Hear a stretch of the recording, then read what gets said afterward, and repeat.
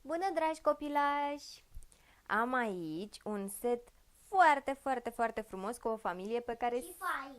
Și fain! Am și ajutorul meu special, pe nume Oriana, și astăzi a primit un set foarte frumos cu o familie fericită. Cine e cea mai fericită familie din Ponyville? Și cum îi cheamă?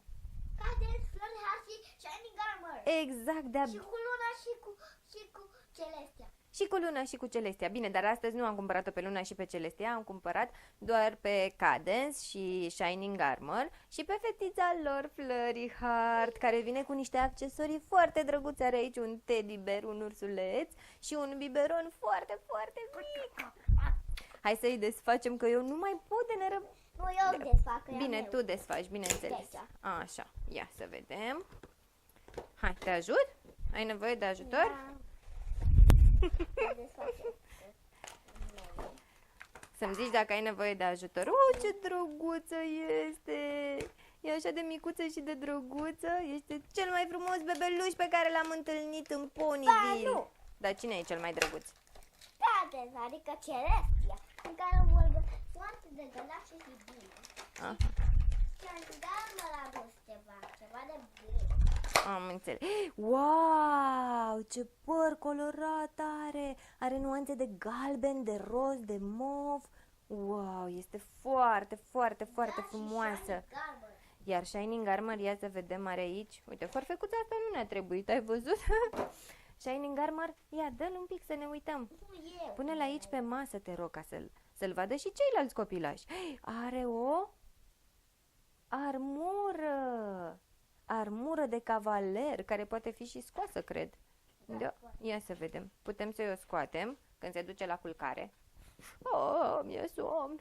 Și când se trezește, trebuie să mă îmbrac. Și își pune armura strălucitoare. Ia să vedem. Aici avem, cred că, un pătuț.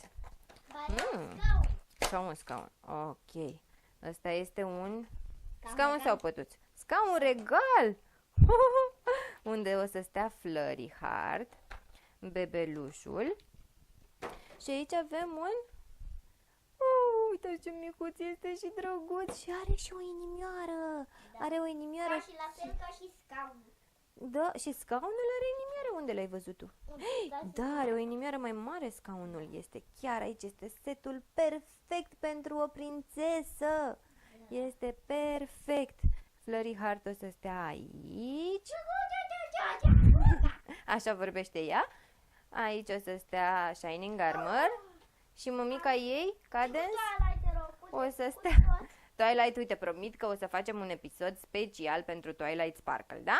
Dar până atunci să ne bucurăm de această familie minunată și să o lăsăm pe Flurry Heart să se joace cu ursulețul ei fantastic și galben. E atât de drăguț.